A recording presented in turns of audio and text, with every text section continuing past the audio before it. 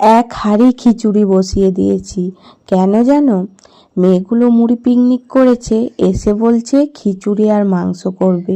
সবারই বাড়ি থেকে নিয়ে তারপর এক জায়গায় খিচুড়ি মাংস করবে। তো আমি বললাম যে আমি তো খিচুড়ি করব। তখন বলছে তাহলে তুমিই করে দেবে খিচুড়ি। ওরা বলল সব বাড়ি থেকে এনে দেবে।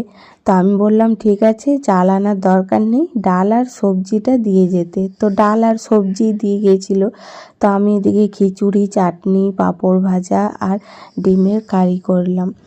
তো খিচুড়ি আর চাটনিটা ওরা নিয়ে গেছে, আর পাঁপড় ভাজা, আর ছেলে আর আমি খেলাম ডিমের কারি, খিচুড়ি, চাটনি, পাঁপড় ভাজা বাড়িতে। আর ওরা মাংসটা টাকা নিয়েছিল, মাংস নিয়ে এসেছিল, অল্প মাংসটা রান্না করেছে। তারপর ওরাও চারজনে একসাথে বসে পড়েছে। দেখো ওদেরও ছাদে পিকনিক হয়ে গেল চারজনে।